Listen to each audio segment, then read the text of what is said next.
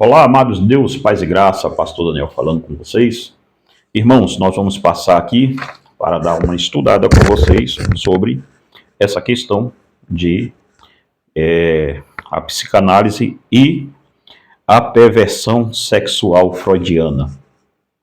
Nós vamos falar sobre isso e desde já, se você gosta desse assunto, compartilhe esse vídeo com o máximo que você puder de pessoas, deixa aí o seu joinha, deixa o seu comentário, que isso é muito importante para que o YouTube entenda que o nosso vídeo é relevante. Se não houver like ou dislike, se você não der o seu joinha assim ou assado, então o YouTube não vai entender que isso é relevante, não vai recomendar para ninguém e vai ter pouco alcance.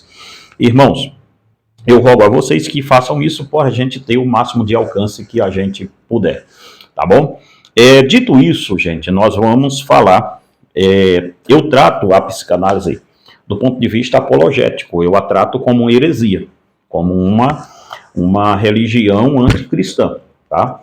Eu trato assim o termo da psicanálise. E todo pastor que é psicanalista, logicamente, eu o trato como também praticante de uma heresia dentro dos portões da igreja. Essa é a ideia que nós temos aqui nesse canal e a ideia que eu tenho de vida é tratar assim. Por quê? Porque a psicanálise ela se movimenta no escopo religioso. Ela não se movimenta por ciência, porque não existe nenhuma comprovação científica para aquilo. E também ela vai se movimentar dentro de um escopo mais que gnóstico do que qualquer outra coisa. Gnóstico do ponto de vista de que a psicanálise moderna ela nem existe se não houver um estilo ali religioso dentro dela para ela poder crescer e avançar nisso. Dito isso, já dá para você ver o tom da conversa que nós vamos ter aqui. Então, dito isso, eu tenho algumas coisas para falar com você antes da gente entrar nesse vídeo. E um deles, pessoal, é que nós estamos abrindo um curso de conselheiro cristão. Tá? Um curso totalmente baseado nas escrituras, sem nenhuma interferência de ideias da psicologia e da psicanálise. É um curso baseado em teologia, única e exclusivamente em teologia. Ele é um curso só para quem é cristão, tá? Quem não é cristão não precisa, não tem como fazer isso, porque tem que se ter um gabarito bíblico, uma ideia de se aprender a antropologia bíblica. Então, não faz sentido a pessoa não ser crente e alçar um voo desse daqui, querer fazer um curso desse. Então, é um curso para quem é cristão e ele começa agora em janeiro, então no finzinho de janeiro. Então, eu convido você, se você quiser participar conosco, tá passando o telefone por aqui ou então tá aí no primeiro comentário fixado do vídeo, pergunta lá a gente assim, quero saber sobre o curso de conselheiro cristão. Então, eu te mando um PDF bonitinho, vai chegar aí na sua casa, vai chegar aí no seu telefone, um PDF dizendo como é o nosso curso, 2 anos de duração, vai ser um curso extensivo, muito grande, tá ok? Então é um curso muito bom, eu te aconselho a fazer. Você que é pastor, você que é cristão, você que sente que tem um chamado para aconselhar pessoas, eu aconselho você a fazer esse curso, vai te ajudar demais, você que é obreiro, você que mexe com departamento infantil, mexe com departamento de casais, você que mexe com departamento, qualquer tipo de departamento de igreja que você mexa, você é um conselheiro, então você deveria se aprimorar e fazer esse curso conosco, tá bom? O curso vai ser por aulas ao vivo, não no YouTube, mas no Google Meet, então é aula bem assim, ao vivo mesmo, a gente põe o link lá no grupo, do grupo de estudo, que você vai ser direcionado para lá depois de matricular-se. A gente põe o link lá, você acessa o link e tem aula direto comigo ao vivo e a cores. Mas dito isso, vamos lá, vamos para o nosso vídeo. E também você que quer fazer homeschool, irmão, aí na sua casa, eu tenho aconselhado muito casais aqui e também no Instagram, tá? O Instagram nosso é Igreja Reformada Palavra da Cruz. Você vai lá que você vai achar a gente no Instagram também, tá? Tem muita gente me procurando, dizendo, pastor, como é que a gente faz para fazer um homeschooling em casa com as nossas crianças? Olha só, o nosso material pedagógico ele é muito interessante, porque ele tem, desde para a criança entre 5 a 10 anos, nós temos esse material aqui, ó. É o Catecismo Infantil 1, Catecismo Infantil 2, tá? O 1 e o 2, e tem esses livros aqui que a Débora escreveu, ó, que são lições 13 lições, todos eles são 13 lições, ou seja, duram 3 meses se você quiser, ou também 13 dias, vai depender de você com a sua criança, tá? É um livro muito interessante para a criança poder ir ali aprendendo com você e colorindo. Essa é uma maneira muito boa de se ensinar as escrituras aos seus filhos pequeninos, tá? Entre 5 a 10 anos. Antes de 5 anos, pastor, o que a gente tem? Nós temos aqui um livro que eu escrevi, que é Rabisco e Sua Turma, tá? Rabisco e Sua Turma. Esse aqui é o primeiro volume, pessoal, de um livro que é O Homem que Não Sorria. Ele é um livro muito legal, todo colorido assim, ó. Todo bacana de se ver, tá? Muito legal mesmo. Então, se você quiser adquirir, também está tudo aí nesse mesmo WhatsApp da descrição do vídeo. Esse aqui é para criança bem pequenininha, desde o berçário, você vai contando a historinha para ele. É muito legal, tá? Todo coloridão assim, o livro é muito bom mesmo. Então, se você quiser adquirir, esse daqui, para criança com menos de 5 anos, criança entre 5 a 10 anos, esses aqui, tá bom? Ih, já tá ficando muito comercial, vamos lá. E para adolescente, você que quer ensinar seus filhos adolescentes, nós temos as nossas lições bíblicas, que são lições para a igreja e que também serve como homeschool. E olha só, nós temos aqui identidade cristã, que é isso aqui, olha lá que legal, tá?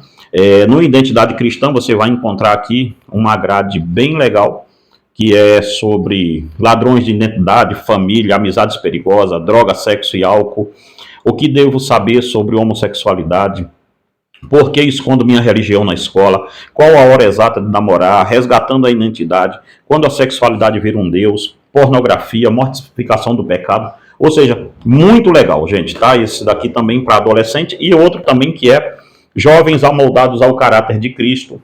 Também é uma lição de escola bíblica dominical que eu aconselho você ter aí na sua casa também para poder ensinar os seus filhos adolescentes, ao menos uma vez na semana, as escrituras. Se você quiser adquirir ou levar para a sua igreja, também no primeiro vídeo fixado no comentário aqui. Ok, dito isso tudo, lá vai 7 minutos de comercial e o pessoal começa a me xingar aí nos comentários, mas isso é muito bom. Vamos lá, gente. Dito isso, nós vamos falar sobre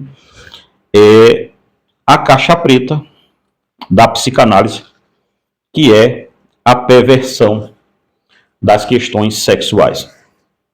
Perceba bem uma coisa. Eu estudo psicanálise há mais de 20 anos. E já atendi diversas pessoas usando os métodos freudianos e usando os métodos de Jung. Já usei os métodos dele para atender pessoas. Mas eu notava que aquilo não era nem um pouco científico. Porém, o que notei e noto nestes estudos até a presente data é que o pensamento da psicanálise e a necromancia ou a arte de ler mãos tem o mesmo valor científico. Esta que é a ideia. Tá?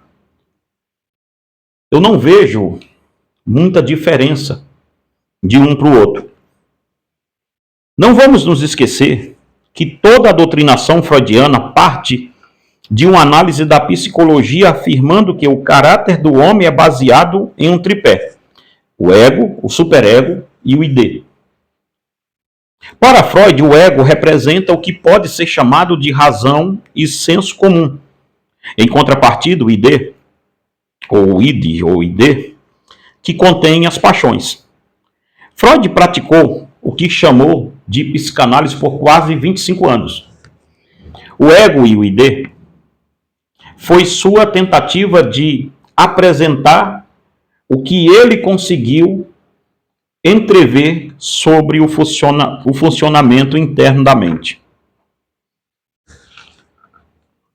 As bases para esta teoria estapafúrdia, que não pode ser provada cientificamente, nem mesmo nos moldes kantianos de ciência, foi elaborado sobre a teoria do eu, do filósofo mais anticristão de todos os tempos, que é Friedrich Nietzsche. Perceba, foi ele quem falou pela primeira vez sobre a teoria do ego, coisa que 50 anos após Freud tentou fazer com que virasse ciência e nada mais é do que uma especulação da pior espécie. Quem começou com a teoria do eu não foi Freud. Aliás, a teoria do ego não foi Freud, foi Nietzsche. Nietzsche, do ponto de vista religioso, é um dos filósofos ou pseudo-filósofos, é um filósofo contemporâneo, que é o homem que odiava com a paixão mais diabólica que se tinha o cristianismo. Então perceba bem uma coisa. O embrião da teoria do ego, que é a teoria mais fantástica freudiana, ela nasce ela tem a sua nascente embrionária no homem que mais odiava o cristianismo, que é Nietzsche. Então perceba bem uma coisa aqui.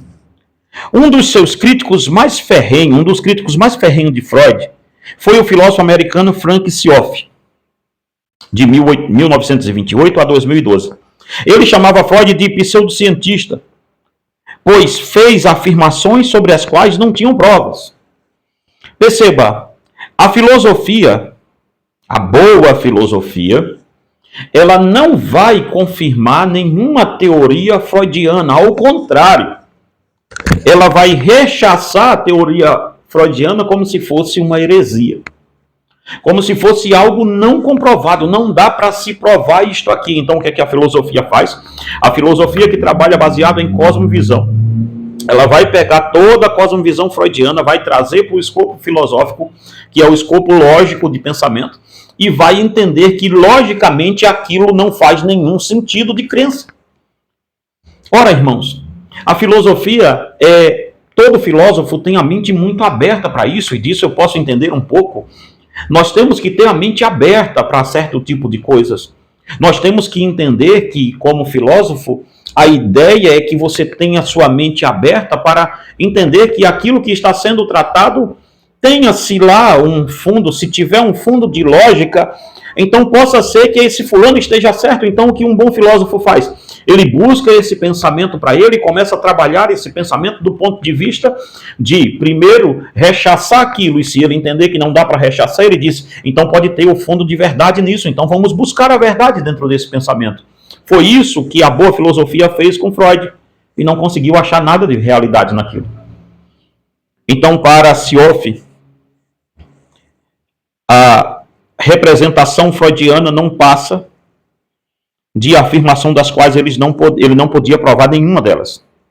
Questionado sobre seus motivos, Seoff afirmou à BBC em 2000 que as teorias freudianas, são tão radicalmente inadequadas que não podemos dizer que seja apenas um erro. Ele nos instiga a descrevê-lo como a maior fraude intelectual do século XX. Perceba bem uma coisa. Para o filósofo Seoff, o que Freud escreveu não era somente um erro, e sim uma fraude. Então, do ponto de vista filosófico, Seoff diz que o que nada mais é do que Freud fez foi uma fraude. Seoff tem razão, não é ciência. Reconheceu o psicanalista britânico Adam Phillips em um programa da BBC dedicado a Sigmund Freud. Veja, o próprio psicanalista reconheceu que Seoff tem razão, que a psicanálise não é ciência. Então, se não é ciência, é crença. Então, esse pessoal que fica por aí dando de diploma na cara da gente, reconheçam suas tendências que não são científicas e simplesmente religiosas, ou supersticiosas, como a questão não pode ser colocada aqui como religião, e sim como superstição. Reconheçam isso e digam, não, a psicanálise é apenas uma superstição. A ciência precisa ser capaz de produzir experimentos e a psicanálise não pode ser reproduzida, explica Phillips. Phillips é um psicanalista britânico. Cada análise é diferente porque nunca há uma terceira pessoa presente a cada pessoa e cada pessoa tem uma história diferente. O único critério que temos é o julgamento da própria pessoa, se o tratamento foi um total perda de tempo ou se na verdade foi de grande utilidade. Perceba bem uma coisa. Qual é o crivo científico da psicanálise? É o psicanalista e o paciente. O paciente, a pessoa que ele está aconselhando e assim por diante. As bases freudianas, e aqui eu vou me alongar agora um pouco. A vida pessoal dos fundadores da psicanálise por si só já nos dá um vislumbre claro que o sentimento criador desta doutrina nada mais foi que um desejo assoberbado de buscar satisfações carnais sem ninguém querer lhe culpar. Se você pegar a história de Jung, a história de Freud, você vai entender que a psicanálise nasce de um desejo latente de corações totalmente ímpios, cheios de orgias sexuais dentro deles, e que eles queriam uma base para que ninguém lhe importunasse quando eles fossem praticar essas coisas. A psicanálise, do ponto de vista bíblico, ela é simplesmente o homem dizendo: deixe-me pecar em paz. Dê um nome a esta coisa. Dê um nome bonito para este pecado. E aí Freud dá um nome lindo a essas coisas, chamada compulsão. De uma hora para outra nós não temos mais pecado, nós temos compulsões. Compulsões advindas de traumas.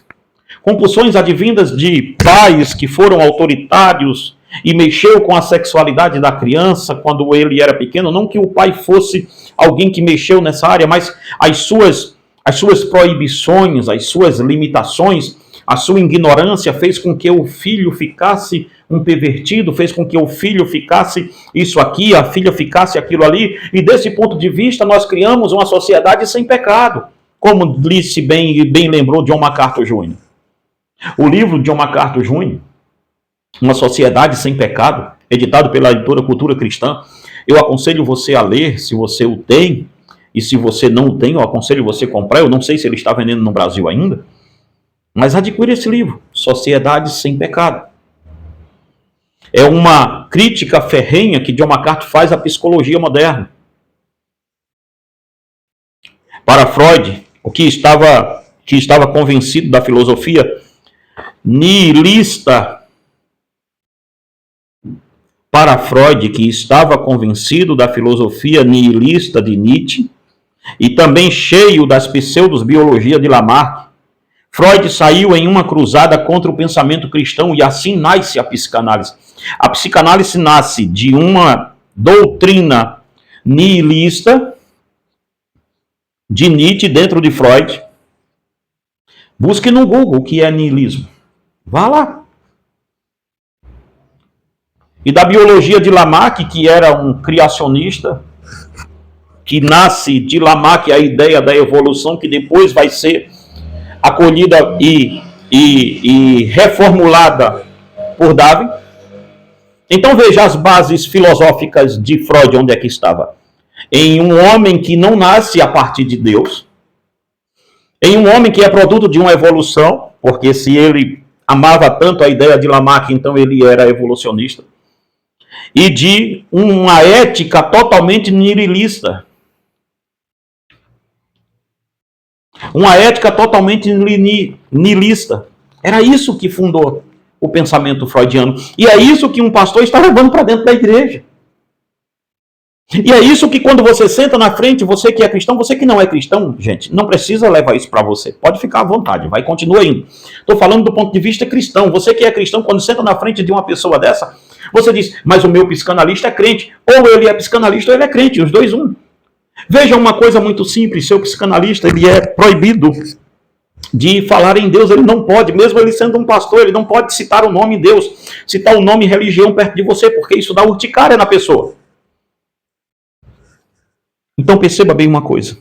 Sim, a psicanálise não passa de uma religião que odeia a ética judaico-cristã. Qualquer leitor ou conhecedor básico do pensamento de o que é a psicanálise verá que os fundamentos da psicanálise são todos baseados em questões sexuais.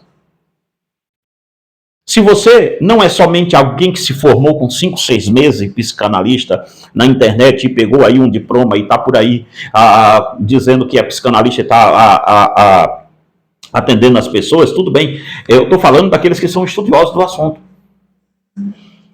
Os que são estudiosos do assunto, sobre o assunto, dos quais eu acho que eu faço parte, se você me negar isso, você, pelo menos o seu caráter pode ser colocado em dúvida, em xeque. Porque se você é um estudioso sobre o assunto, um estudioso nato, e me dizer que os fundamentos da psicanálise não são baseados em questões sexuais, ou você não conhece sobre o assunto, ou você é um mentiroso.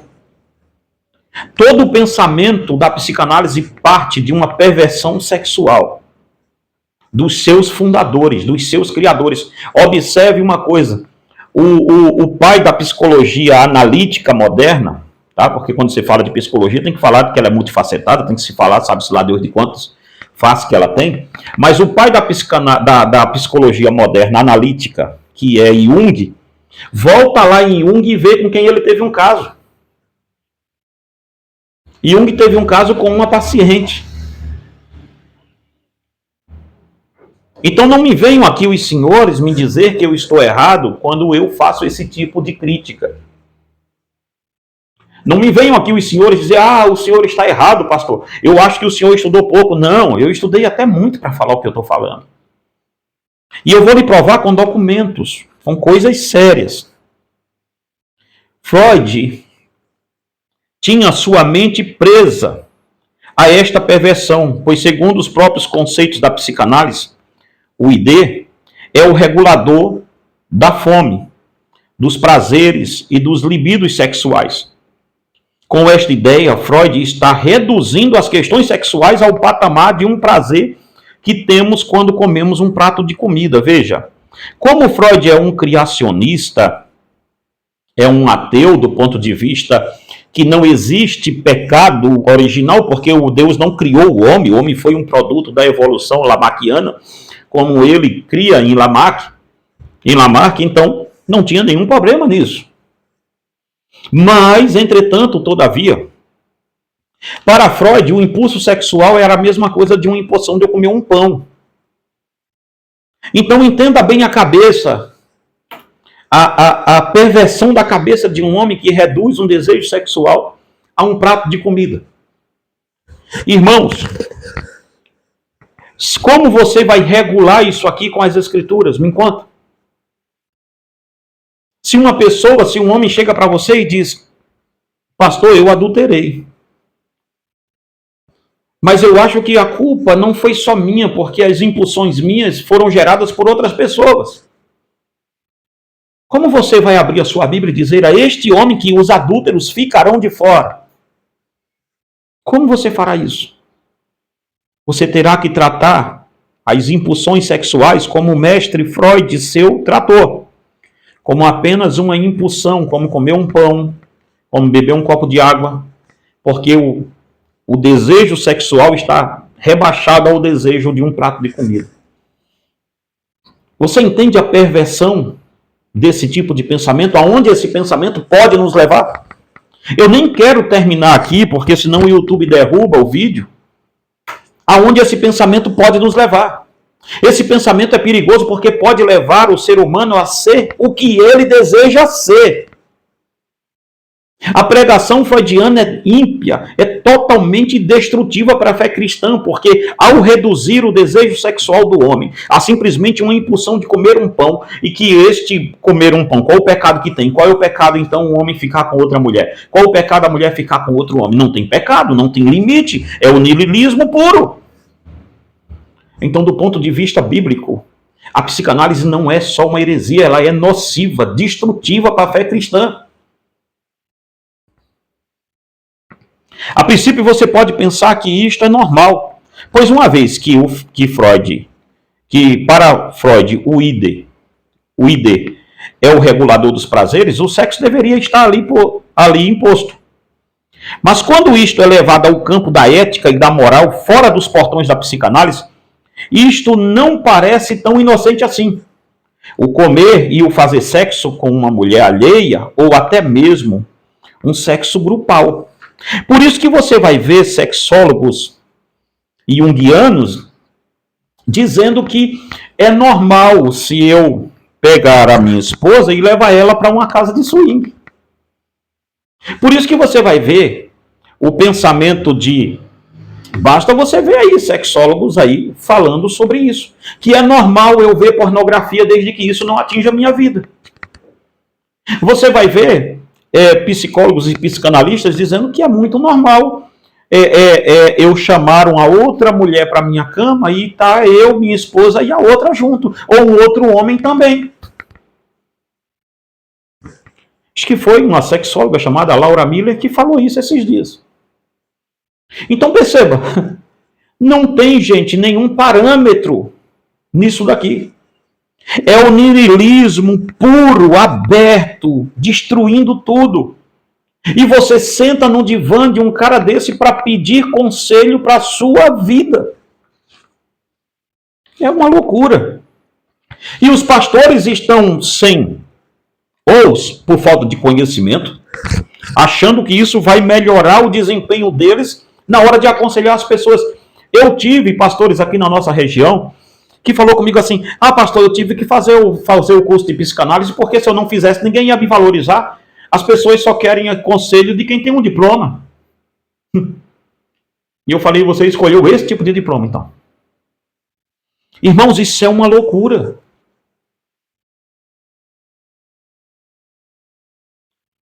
Por isto, Herbert Mancusi, ao interpretar o pensamento freudiano, criou o livro chamado Eros e Civilização. Nada mais é do que o pensamento da ideologia de gênero. Você sabia que todo o pensamento da ideologia de gênero, quando você vê esses homens por aí imitando gato, cachorro, essa coisa toda, o pensamento da ideologia de gênero, todo o escopo do pensamento da ideologia de gênero nasceu da uma interpretação filosófica do pensamento de Freud. Pastor, o senhor não tem prova disso. Eu tenho, eu já até li. Olha aqui, ó. Quando seu pastor for psicanalista, fala com ele a palavra mágica. O que o senhor acha da ideologia de gênero? Olha lá, vou te mostrar mais de pertinho aqui para você ver. Uma interpretação filosófica sobre o pensamento de Freud. Eros e Civilização. Herbert Mancusi. Foi daqui que nasceu, desse filósofo que nasceu a ideia da ideologia de gênero. Quando ele começou a interpretar o pensamento de quem? Adivinha de quem o rapaz aqui, ó. Tá dando aí para você pegar bem? Freud. O pai da psicanálise é o pai, mesmo depois de morto, da ideologia de gênero, porque a ideia dele, do ID, é uma ideia que leva a esse tipo de pensamento. Não existe perversão. A sexualidade já não é mais definida a partir de XY e XX. É tudo uma ideologia. Então você pode ser o que você achar melhor para ser. Tá aqui. Então, você quer mais um pouco? Leia esse livro aqui. É um livro muito bom sobre muita coisa. Modernos e Degenerados. A modernidade enquanto racionalização da perversão, do doutor e filósofo Michael Jones. Tá aqui. Leia isso aqui também. Tem aqui um capítulo que ele fala totalmente sobre... o nome desse livro aqui é da editora Vídeo Editorial. Tem um capítulo aqui dedicado aos pais da psicanálise e os pais da psicologia moderna. Dá uma olhada nesse livro direitinho, tá? Vê ele. É um livro muito bom. Recomendo muito. Modernos e Degenerados. Dá uma olhada nisso aqui. Então não me venham os senhores dizer que eu não tenho documento para dizer o que eu estou dizendo, porque eu tenho. Quem já leu esse livro do Mancusi, esse aqui, ó, sabe sobre o pensamento freudiano, chegará à conclusão de que Mancusi está certo sobre o pensamento freudiano. Pois dentro do espectro de formação do homem freudiano, a biologia que o define não pode ser XX e XY. Ela tem que ser ideológica. Pois uma vez que suas bases biológicas são o homem em movimento de Lamarck, e a sua evolução naturalista, que mais tarde deu a vida ao darwinismo, e suas bases filosóficas são as do ID de Nietzsche, e todo o seu niilismo, não sobra nenhuma barreira ética ou normal ou moral para a formação deste ser desinibido que Freud tanto quis criar. O homem freudiano, gente, o homem que Freud quis criar, é um homem sem nenhuma inibição do ponto de vista sexual. Veja onde vocês estão se enfiando. A Bíblia vai tratar a sexualidade como um culto a Deus. Tem um livro meu que chama-se Sexo como culto que agrada a Deus, que é o sexo do ponto de vista teológico. Eu não sei que ele está por aqui por perto. Se tivesse eu pegaria, mas não sabia que ia falar sobre esse assunto. Mas depois eu pego ele para você ver em outro vídeo. O homem sem freio, sem ética, pronto para ser o que ele quiser ser, do ponto de vista pornográfico. Pois, por isto, você observará que uma das primeiras coisas que são ensinadas nos cursos de psicologia e psicanálise é: se você for um religioso, e por religioso tem o nome cristão. Quando nos ensinam nos cursos de psicanálise e de psicologia, se você for um religioso, por religioso, quando disserem isso a você, entenda que eles não estão falando de todas as religiões, eles estão falando do cristianismo. Se você é um cristão, é isso que eles querem dizer, eles não têm a coragem. Se você é um cristão ou um religioso, você não pode, sob nenhuma condição, misturar sua religião com o aconselhamento da psicanálise ou da psicologia. É isto que é ensinado. E se não for ensinado, venham aqui, tenham coragem, digam a mim que não é ensinado assim. Por que isto tem que acontecer? Por que este conselho é dado logo nos primeiros dias? Por que isto aqui é doutrinado, balado, colocado na cabeça da gente enquanto você está lá dentro do curso? Por que isso? Porque, por um motivo simples. A ética e a moral da psicanálise se baseia em fatos ideológicos e subjetivos. Ela está em constante evolução, ao passo que a ética cristã afirma, ao passo que a ética que a fé cristã afirma, é sempre a mesma. Para a fé cristã não existe constância de mudança na nossa ética e na nossa moral. Por quê? Porque a nossa base é a solidez da verdade, da pressuposição bíblica. Então a Bíblia é a mesma hoje, é a mesma amanhã e a mesma depois de amanhã. O que um conselheiro cristão crê? Ele crê na Bíblia, então ele vai aconselhar a partir das Escrituras. Então a Bíblia não muda. O seu pecado é pecado e sempre foi pecado. E a Bíblia trata ele como? Assim, nós vamos tentar achar uma solução dentro da Escritura para você. Do ponto de vista psicanalítico, psicológico, isso não pode acontecer. Porque o ponto de vista ético deles estão muito longe do ponto de vista ético do que a Bíblia fala. Então, misturar a ética freudiana com a ética bíblica e tentar ficar isento nisso é uma loucura. Sabe por quê? Porque não existe isenção. Não existe neutralidade no que nós fazemos. Eu, particularmente, não sou neutro em nada do que eu faço. Eu faço tudo baseado no pressuposto da minha fé. E a minha fé é uma fé cristã, então eu tenho a Bíblia como pressuposto. Tudo a partir dali, eu sou um aliancista. Então, tudo que eu faço é a partir da crença do aliancismo, do que Deus fez as alianças com os homens. E eu venho arrastando aquilo tudo até chegar na minha vida agora, na cotidiana, no meu dia a dia, como eu vivo, como eu faço tudo. Toda a minha vida é pautada nisso. Então, do ponto de vista ético, misturar a ética da psicologia com a ética da psicanálise e a ética bíblica, isso só quem perde é a fé cristã. Então eu aconselho aos pastores que têm esse tipo de gente dentro da sua igreja, comece a olhar eles com mais carinho. Os pilares da psicologia, para a gente ir acabando aqui. Em seu livro, Os Fatos sobre a Psicologia, Os Fatos sobre a Autoestima, Psicologia e o Movimento da Recuperação, os doutores John Ankenberg e John Weldon, diz: as pressuposições que constituem a estrutura básica sobre a qual a maior parte da psicologia é praticada inclui o seguinte: 1. Naturalismo.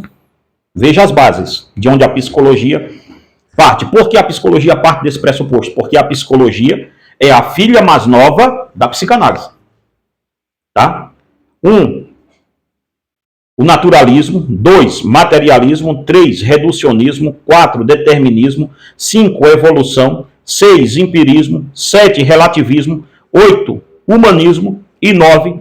Forma crescente de ocultismo. Isto é o que os doutores John Ankenberg e John Weldon dizem em seu livro.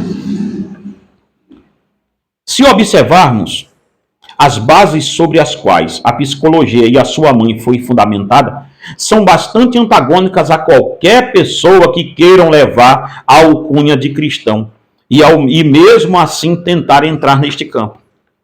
Sem nada que ancore o comportamento humano em uma ética moral, a psicologia e a psicanálise são as provedoras ideológicas do niilismo em seu ponto mais alto.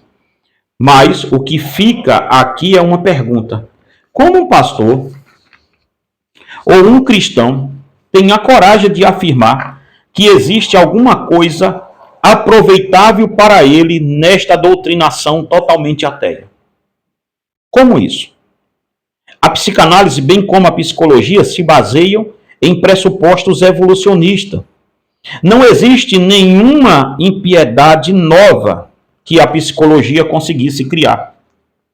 Pois ela, a psicologia, é a filha mais nova da psicanálise. E por mais que os psicólogos afirmem loucamente que a psicologia não deve nada à psicanálise, eu só tenho um nome para dar a você: Jung, o pai da psicologia analítica moderna. Se este não foi uma criação freudiana, então eu não sei de quem estamos falando.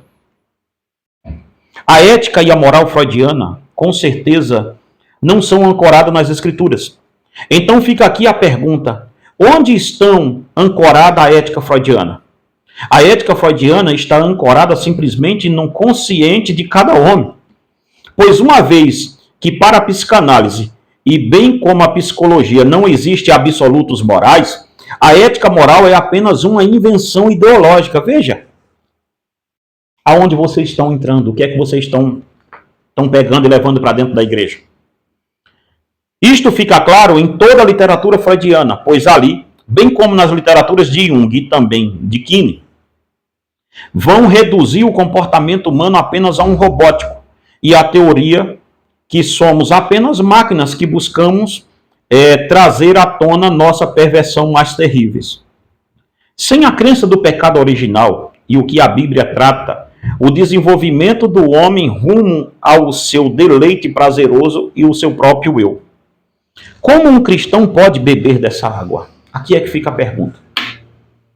Irmãos, a psicanálise, bem como a psicologia, do ponto de vista doutrinário delas, é perversão do começo ao fim. Você continua praticando isso se você quiser. Faça do jeito que você achar melhor. Só que não diga que você está ajudando pessoas a conhecerem Jesus. Não diga que a igreja precisa disso, porque a igreja não precisa. A igreja precisa de conselheiros bíblicos, de pessoas bíblicas, de pastores bíblicos, de pastores que amem as escrituras, de mulheres e homens de Deus que estejam prontos a aconselhar casais, famílias, que devorem as escrituras, que tenham piedade, que saibam o que é que estão fazendo. Então eu te aconselho, se você está nesse campo, saia desse campo o quanto antes, porque isto não é um campo de Deus. Basta você ler este livro aqui e você verá toda a perversão do ponto de vista filosófico do que é Freud. Freud era um pervertido. E olha o pensamento dele, o que gerou? Somente as ideologias que aí estão hoje. Então toda a perversão sexual que temos hoje, toda a perversão do ponto de vista de sexualidade,